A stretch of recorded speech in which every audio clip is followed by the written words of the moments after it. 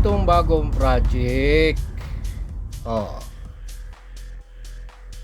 Ano na naman yan? Ha? Ha? Para ka si Nora Honora. Ikaw ba si Nora? Ha? Ha? Oh, meron tayo dito. Ito ay tinatawag na voltage detector. Nakaka-detect ng voltage. 220 volts, ha? AC. Dito, merong 9 volts na battery, 3 transistor, isang inductor, homemade, you know, 3 resistor, LED, jumper wires. Ano naman ang gawa niyan? Ha? Teka. To, tingnan natin. Wire ng panghinang. Ayun,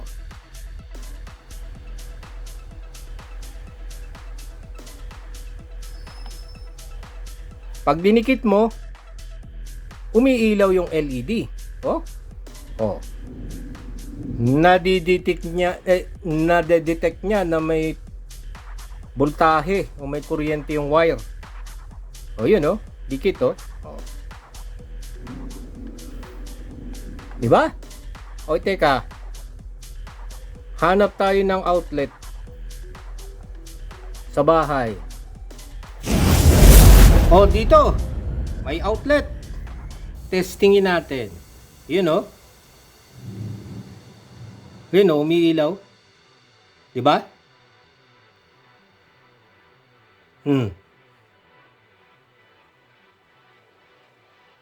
Umiilaw siya.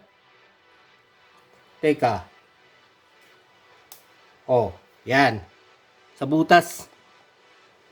Yun, Nadidetect niya na may 220 volts do sa outlet. Diba? Yun,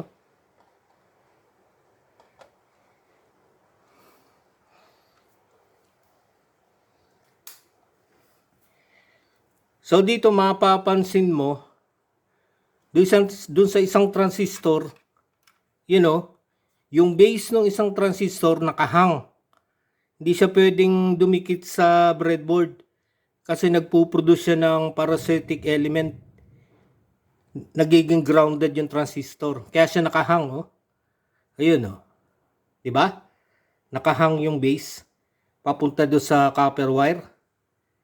Yan yung detector na 220 volts voltage detector using transistor.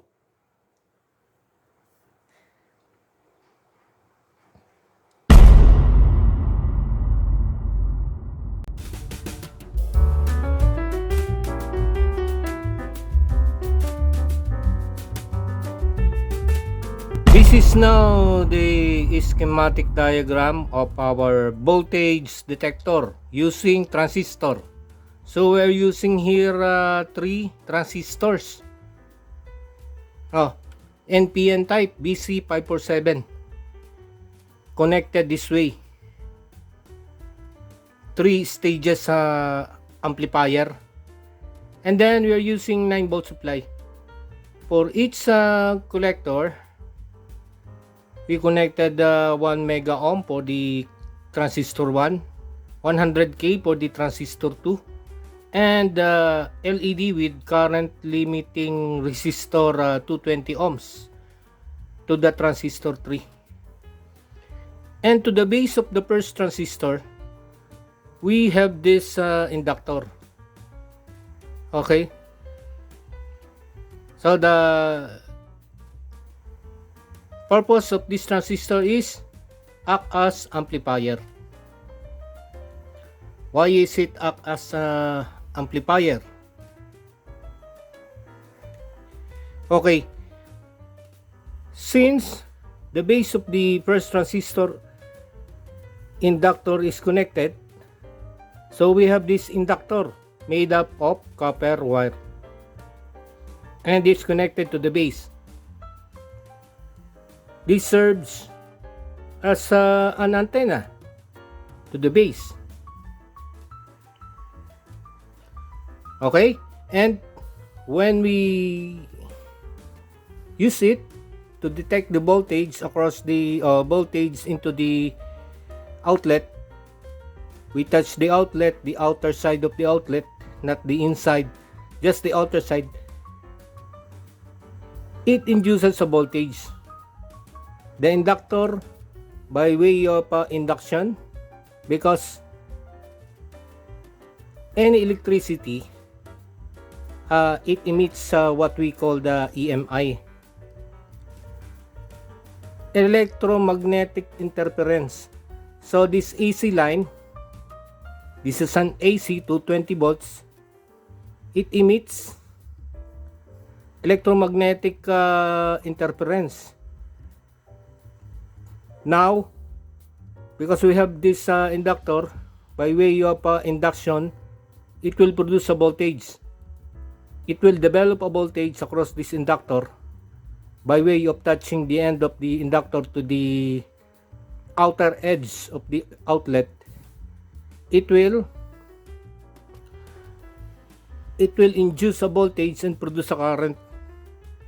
So the current now flows into the base to the emitter of the first transistor. That will make this transistor to switch on. So the current now flows into the R1 to the 3 mega ohms resistor and then saturating this transistor. What I mean is, since it acts as a amplifier, it amplifies the signal. Now, the signal is coming back and forth due to this electromagnetic interference, switching on this transistor, and amplifies the first signal or the initial signal that enters into the transistor, and again amplifies by this another stage of amplifier, transistor 2, then again amplified by this third transistor that will now make this LED to turn on, and then to the ground, because once the transistor is switching on, because there's a current that flows into the emitter to the base, then base to emitter, emitter to the base, it will switch on this transistor, making this LED to turn on, because we're using 9 volt supply. Once this is turning on, because of the EMI produced by the 220 volts AC current of the 9 volts flows into the LED and flows into the collector to emitter. It amplifies the signal, a small signal here, then again second stage amplification, making the signal much bigger, and then for the third time it will make the signal much bigger than the second one, so it will amplify this the voltage and the current that flows into the LED, switching this transistor on and turning on this LED.